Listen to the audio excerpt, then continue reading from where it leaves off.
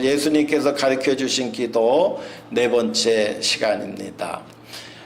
우리가 주기도문은 크게 네 가지 파트로 나누어집니다. 첫 번째 파트는 우리가 기도하는 분이 어떤 분인가, 우리가 하늘에 계신 우리 아버지요. 그래서 이 하나님을 부르는 파트가 첫 번째 파트예요. 그래서 여러분들 기도하실 때 이 하나님을 제일 먼저 부르는 것이 기도의 시작입니다. 그래서 우리가 기도할 때 참선이나 묵상하는 게 아니고요, 우리는 하나님께 기도를 드리는 것입니다. 그래서 여러분들 기도할 때 첫 번째 해야 될 멘트가 뭐라고요? 하나님을 부르는 것입니다. 그 다음에 두 번째로는 우리 교회가 마땅히 해야 될 일들에 대해서 나오고 있습니다. 그래서 교회가 마땅히 기도해야 될 사명과 목표가 무엇이에요? 하나님의 이름을 거룩하게 해드리는 거예요. 누구를 통해서? 나의 삶과 인격과 언어와 생각과 헌신과 충성을 통해서 하나님의 이름을 거룩하게 해드리는 일들을 해야 된다는 것이죠. 또 그 다음에 우리가 함께 해야 될 것이 뭐예요? 하나님의 뜻과 하나님의 나라가 이 땅에 임하도록 하는 일들을 우리가 해야 되는 줄로 믿습니다. 그러면 우리가 이 주님께서 가르쳐 주신 기도 제목만 봐도 우리가 예수 믿는 목적이 무엇인가 하는 것이 분명히 나와 있어요. 그런데 과거에 우리가 잘못 신앙생활을 배우게 되면 예수 믿고 구원받아 축복받아 하늘나라 가면 끝이다. 그러면 그렇게 생각하는 우리가 기독교의 가르침은 다 틀린 것은 아니지만, 정말 오늘 우리가 이 땅에 살아가면서 오늘 우리가 무엇을 하면서 살아가야 되는가를 다 놓치게 될 수도 있다는 것입니다. 그래서 오늘 우리가 하나님의 나라가 내 심령 안에, 교회 안에 또 영원한 하늘나라를 사모하며 우리가 살아가셔야 될 줄로 아는 것입니다. 그 다음에 이제 오늘 우리의 필요를 기도하는 거예요. 우리의 필요. 그래서 제가 감사한 거는요, 예수님께서 주기도문을 가르쳐 주실 때 우리의 마음을 다 헤아리고 계셨던 거예요. 그래서 우리의 마음을 헤아리시면서 주님께서 기도하라고 하는 것이 세 가지 주제가 있습니다. 그 중에 오늘 첫 번째 주제를 말씀드리려고 해요. 첫 번째 주제는 뭐냐면 우리에게 일용할 양식을 주옵시고 라고 기도하라는 것입니다. 두 번째로는 시험에 들지 말게 해달라고 기도해야 된다는 거예요. 세 번째로는 악에서 구원해달라고 기도해야 된다는 거예요. 이 의미가 무엇인지 오늘 말씀을 준비하다 보니까 우리 일용할 양식에 대해서만 오늘 말씀을 나누려고 합니다. 그래서 여러분, 우리가 시험에 들지 않는 자가 복된 거예요. 또 악에서 해방되고 구원받는 자가 복된 자예요. 그런데 일용할 양식이 도대체 무엇이냐라고, 우리 지난 시간에 제가 뭐라고 말씀드렸냐면, 너희는 먼저 그의 나라와 그의 의를 구하라. 그리하면 이 모든 것을 너희에게 더하시리라. 하나님 무엇을 입을까, 무엇을 마실까, 무엇을 먹을까 염려하지 마라. 이는 이방인들이 구하는 것이요 하나님께서 너희에게 있어야 될 줄을 아시느니라. 그렇게 말씀하셨어요.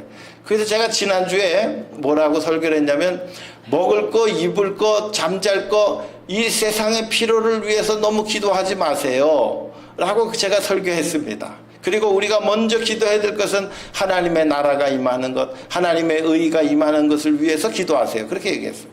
그리고 나서 오늘 말씀 보니까 일용할 양식을 주옵시고 기도해야 된다는 거예요. 그래서 제가 딜레마에 빠졌습니다. 왜 또 일용할 양식을 또 달라고 꼭 기도해야 되나? 우리가 기도하지 않아도 하나님께서 주실 텐데, 그러나 우리 예수님께서 일용할 양식을 주옵시고라고 기도해야 될 의미가 있는 거예요. 일주일 동안 이 말씀을 가지고 씨름했습니다.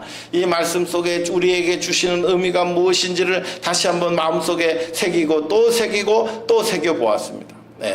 오늘날 우리에게 일용할 양식을 주세요 라고 하는 첫 번째 그 기도의 신앙적인 의미는 바로 이런 것입니다. 모든 우리가 이 세상에서 살아가는 모든 먹을 것과 입을 것과 우리에게 필요한 모든 것들은 첫째로 하나님께서 허락하여 주셔야 가능한 줄로 믿습니다. 할렐루야.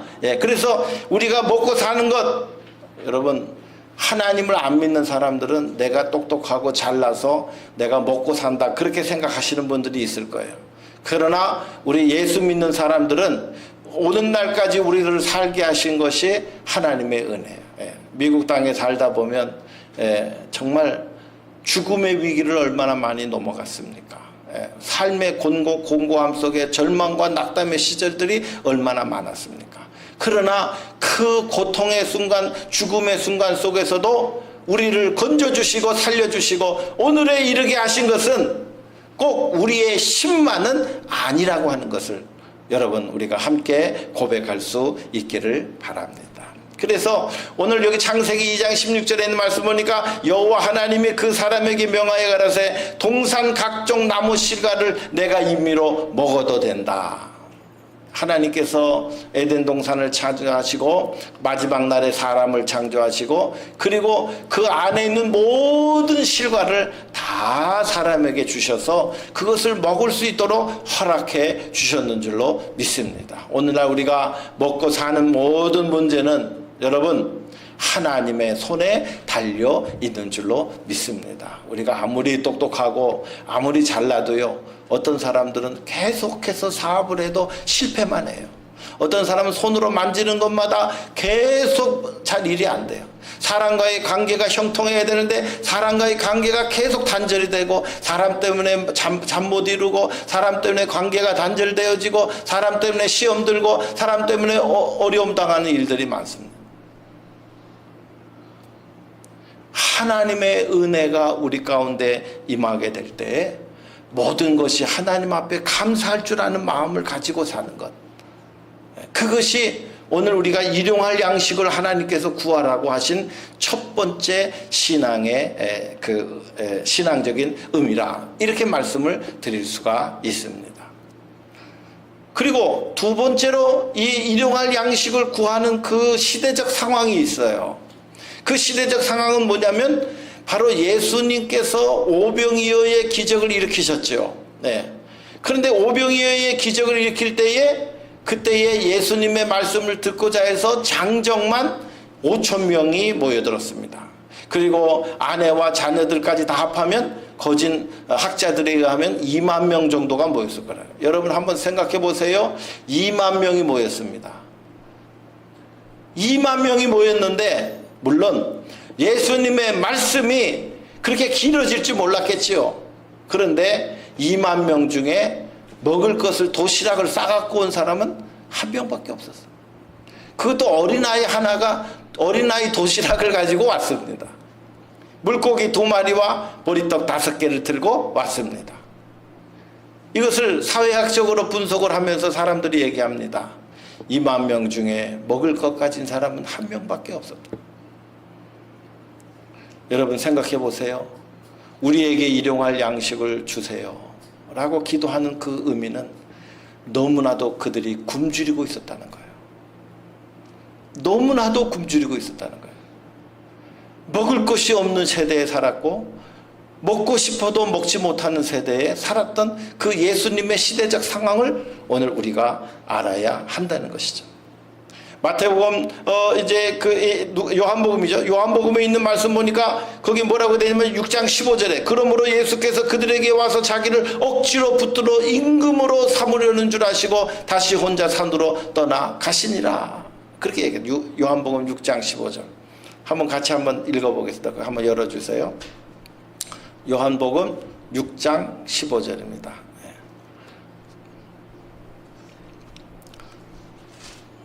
세 번째 파트에 있어요. 졸지 마시고 정신을 바짝 차리고 못 찾고 있네요. 자, 오병이어의 기적을 일으키고 그리고 예수님께서 그들에게 먹을 것을 다 먹이시고 그리고 수고한 12제자에게 뭘 남겨주셔서요? 12광주리를 남겨서 제자들에게 다 나눠주셨어요. 그랬더니 사람들의 반응이 어땠냐면은 예수님을 억지로 끌고 와가지고 임금으로 삼으려고 예수님을 막 혈안이 돼서 예수님을 붙잡는 거예요. 이건 왜 그랬어요?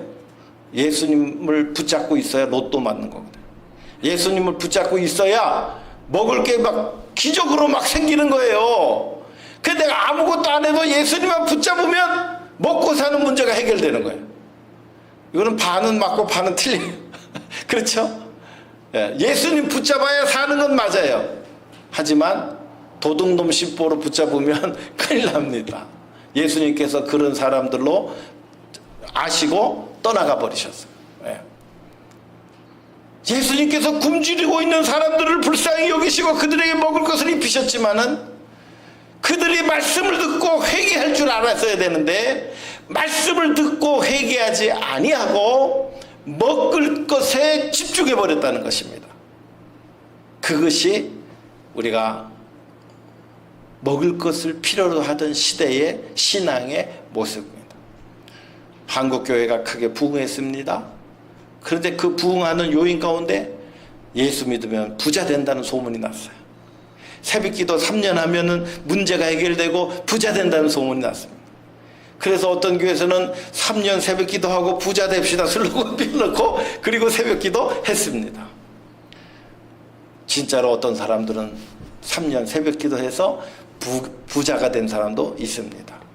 근데 문제는 그 다음부터예요. 부자가 되고 난 다음에 새벽 기도를 끊어버렸어요. 왜? 부자가 됐으니까. 교회 나오는 것도 시들해졌어요. 왜요? 내가 먹고 살만 하니까. 여러분, 신앙의 본질을 거기에 포커스를 맞추면 여러분 우리의 신앙의 삶에 큰 문제가 된다는 것이죠.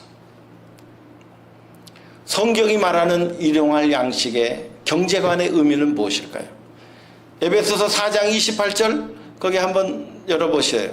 한번 다 같이 한번 읽어보겠습니다. 시작.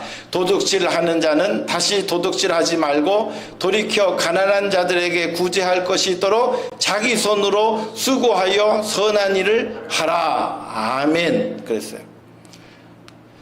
예수 믿기 전에 사람들의 심보가 어떠냐면은 도둑질하는 사람도 왔다는 거예요. 아마 예수님의 기적을 체험했던 5천 명의 사람들은요. 가만히 놀고 앉아서 예수님이 떡 나눠주시는 것만 먹고 살려고 작심했는지도 모르겠어요.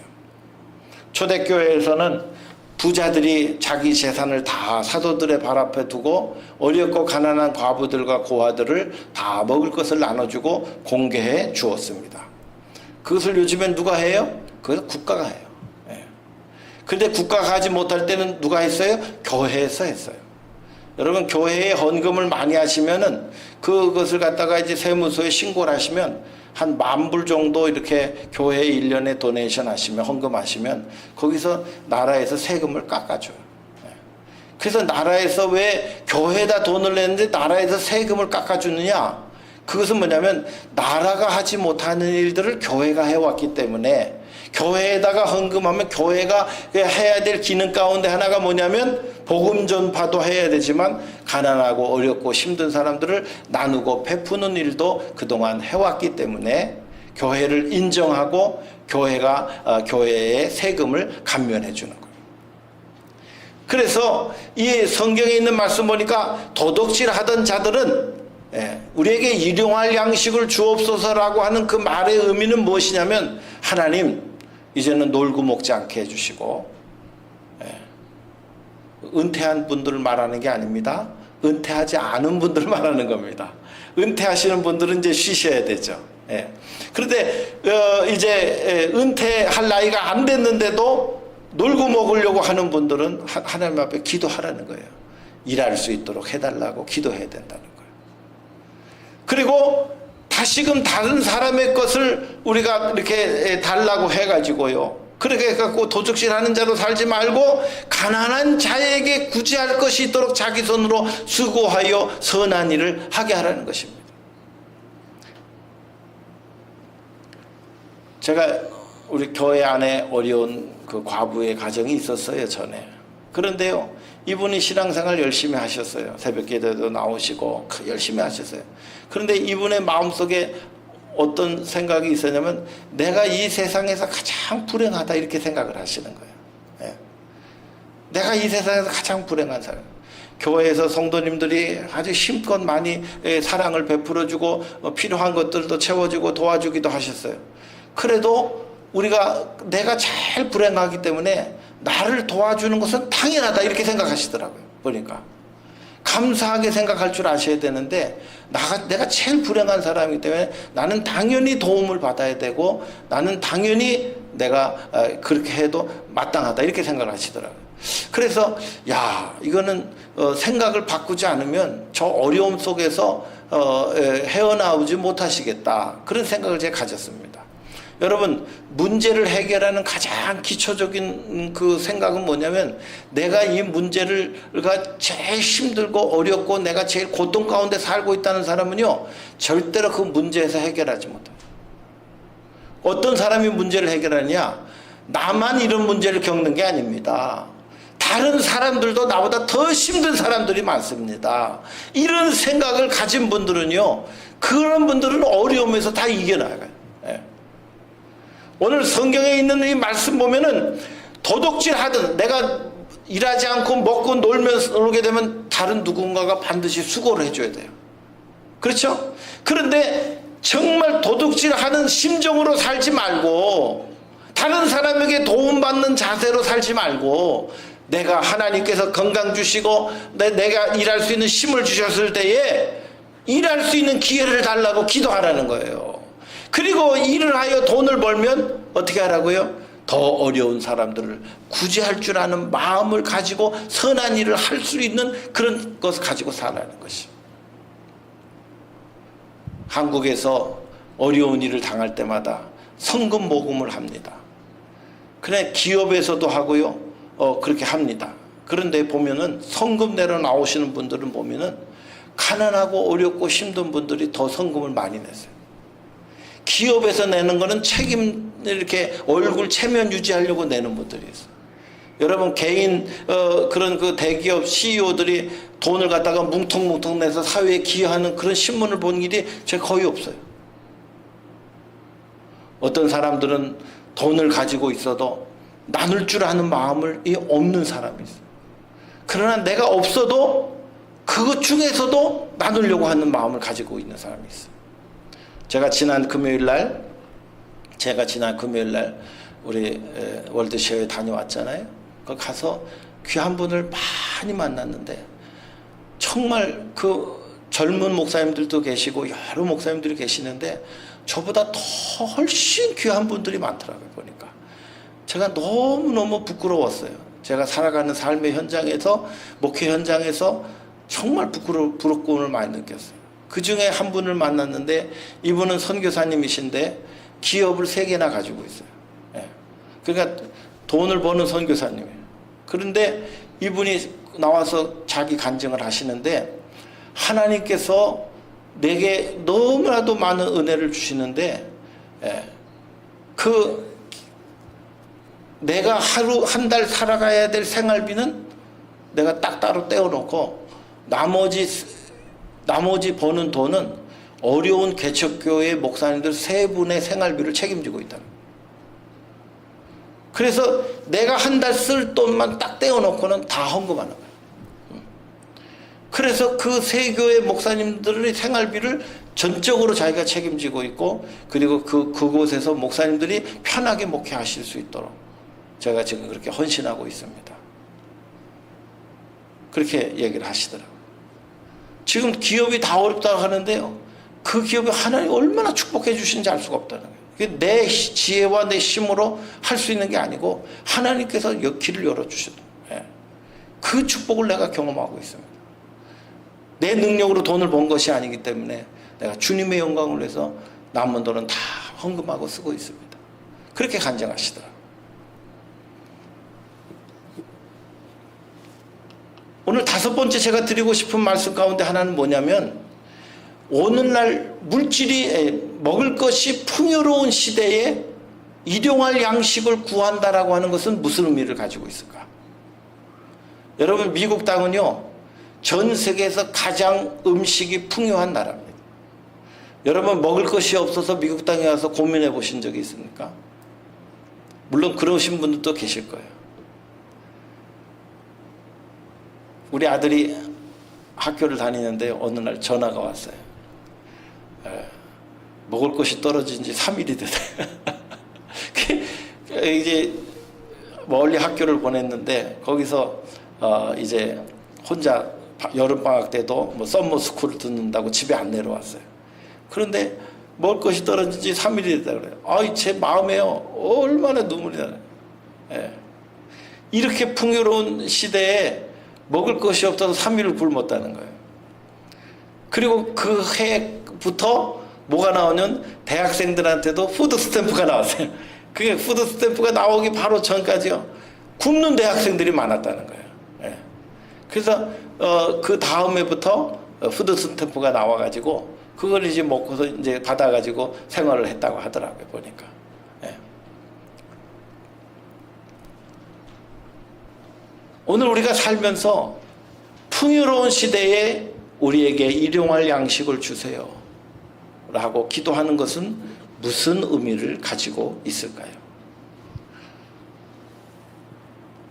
그것은 무엇을 말하냐면 오늘 우리가 살면서 여기 그 잠언 30장 8절 거기 있는 한번 같이 읽어볼까요? 예, 거기 30장 8절과 9절 입니다. 7절부터 읽어볼까요? 7절부터. 예, 30장 7절 시작. 내가 두 가지를 주께 구하여 싸우니 내가 죽기 전에 내게 거절하지 마시옵소서.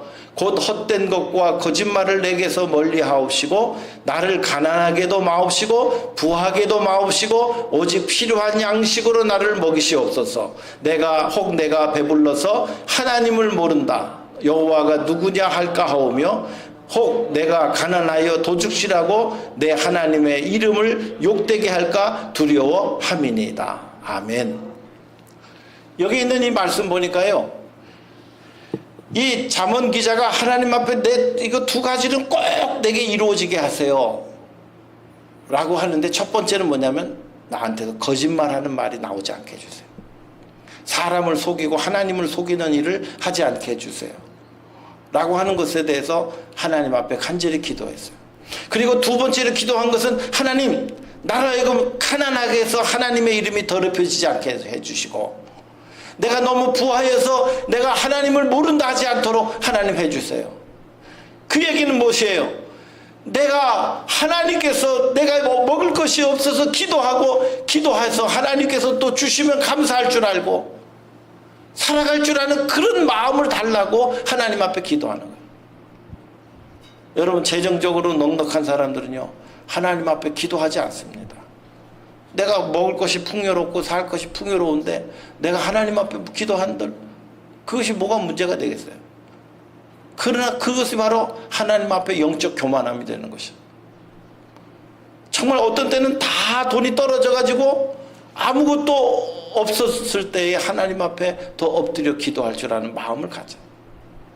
풍요의 시대에 하나님 앞에 일용할 양식을 주세요라고 기도할 줄 아는 마음을 갖는 것은 무엇이냐? 하나님께서 이미 내게 주신 그 풍요로운 그 은혜에 대해서 우리가 하나님 앞에 다 드릴 줄 아는 마음을 가지고, 하나님 앞에 다 내려놓을 줄 아는 마음을 가지고, 그리고 절제하고 검소하게 살아갈 줄 아는 마음을 갖고 살아가라는 것이에요. 어떤 분이 교회에 처음 나오셨는데, 예수 믿고 교회 나왔는데 그냥 머리끝부터 발끝까지 명품으로 그냥 휘감고 나오셨어요. 그래서 신앙교육을 이제 1:1 제자 양육을 하고 이렇게 하다가 제가 말씀을 드렸습니다. 교회 나올 때는 명품이 있어도 그거 하고 나오시면 안 됩니다. 깨끗한 옷 우리가 입고 나오시면 좋지, 그 명품 휘하면 하나님께서 기뻐하시지 않습니다. 어떤 분들은 은혜 받아가지고 결혼 때 받은 폐물을 다 하나님 앞에 드린 분들도 있어요. 너무 하나님의 은혜가 감사해서 하나님 앞에 그냥 그런 폐물들 다 드려요. 저도 여러 번 받았습니다, 그 폐물들을. 그런데 우리가 하나님 앞에 살면서 받은 바 은혜에 감사하고 감격하고 내려놓을 줄 아는 마음을 가지고 살아가라는 것이에요. 풍요의 시대에 우리가 하나님 앞에 살아가야 될 삶의 자세는 내 것이라고 없어 봤기 때문에 내가 움켜쥐고 살고 그것에 의지하고 살아가지 말라는 것이에요. 하나님은 생사화복의 주인이십니다. 하나님께서 우리에게 은혜 주셨을 때에 주님을 위하여, 이웃을 위하여, 교회를 위하여 우리가 심껏 헌신도 해보라는 것입니다. 뒤를 생각하지 말고 우리가 하나님을 위하여 살아보라는 것입니다. 멋있게 한번 살아보라는 것입니다. 마지막으로 우리가 일용할 양식을 구해야 될 것이 있습니다. 그것이 뭐냐면 생명의 떡을 구하라는 것입니다. 마태복음 6장 33절에 있는 말씀 보니까 하나님의 떡은 하늘에서 내려 세상에 생명을 주는 것이니라. 그들이 이르되 주여 이 떡을 항상 우리에게 주소서. 우리에게 예수께서 이르시되 나는 생명의 떡이니 내게 오는 자는 결코 줄이지 아니할 것이요 나를 믿는 자는 영원히 목마르지 아니하리라. 여러분, 이 세상에서 우리가 먹고 마시는 것에 대해서 우리가 관심을 여러분 가지시죠? 그러나 그보다 더 근원적인 것은 하늘에서 내려오는 생명의 양식을 사모하고 하나님의 말씀을 사모하고 하나님의 그 생명의 말씀이 우리 가운데 충만하게 주의 은혜로 생명의 말씀으로 우리에게 주어질 때에 여러분, 우리는 가진 것이 없어도 우리는 다른 사람이 부러워하지 않고 우리 마음속에 감사와 만족이 있고 영원히 목마르지 아니하는 영의 양식 가운데 기쁨과 감사함 가운데 우리가 살아가게 될 줄로 믿습니다.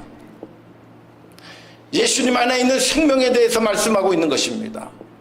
오늘 우리의 이 세상에서 음식을 먹지 않으면 돌아가셔요.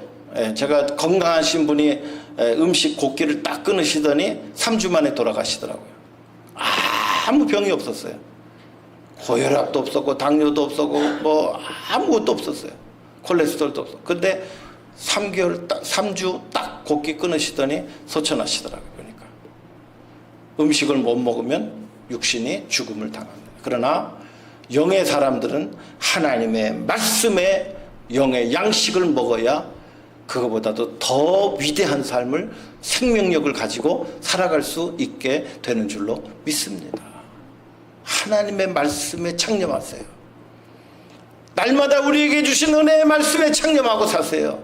하나님의 말씀을 읽지 않고서는 내가 밥을 먹지 않겠다고 결심하고 사시기를 바랍니다. 이제 우리는 다 한 끼 굶어도 별 큰 문제가 없죠. 먹는 것에 대해서 그렇게 집착할 필요도 없죠. 저도 대식가인데 한두 끼 안 먹어도 이제는 살겠더라고요. 나이가 드니까. 그래서 오늘 우리가 하나님 앞에 정말 말씀을 읽고 말씀의 생명력으로 영의 양식을 삼고 살아가는 것이 우리에게 중요한 일인 줄로 믿습니다. 요한복음 6장 27절 다 같이 한번 읽겠습니다. 요한복음 6장 27절 다 같이 읽습니다. 시작. 썩는 양식을 위하여 일하지 말고 영생하도록 있는 양식을 위하여 하라. 이 양식은 인자가 너희에게 주리니 인자는 아버지 하나님의 인치신 자니라. 아멘. 썩는 양식을 위해서는요, 우리가 사장님이 나오라고 하면 아무 때나 나가야 돼요. 하루에 8시간 이상 일해야 돼요. 내가 비즈니스를 하면 돈 벌기 위해서 돈 버는 재미 때문에 뭐 마감 시간이 되는지 뭐 안 되는지 그냥 계속 문을 열고 일합니다. 그러나 여러분, 하나님 말씀 배우러 나오세요. 여러분, 그렇게 할 때 우리 생사화복의 주인공 되신 하나님께서 우리에게 명령하시는데 그걸 꼭 배워야 되나요? 여러분, 이런 마음 가지고 있으면 하나님 복을 주실 수가 없어요.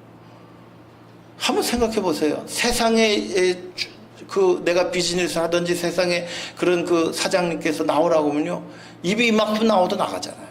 왜? 돈을 벌게 해주니까. 그러나 여기 성경에 뭐라고 했어요? 썩는 양식을 위해서 일하지 말아요. 제가 어느 교회 부흥회를 갔는데 그 부흥회에 젊은 안수 집사님이 계셨어요. 그 젊은 안수 집사님이 여자분이었어요. 그런데 교회에 나오는데 주일날도 일하라고 하는 거예요.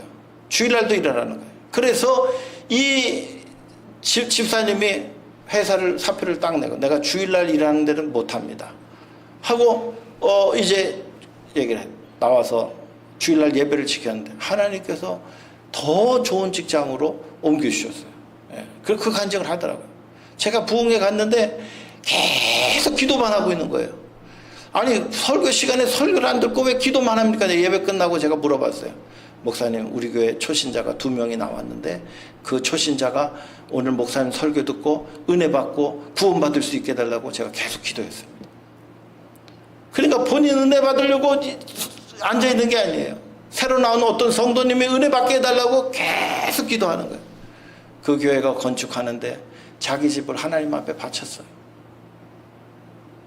젊은 청년이었는데 하나님 앞에 그렇게 살게 하셔요.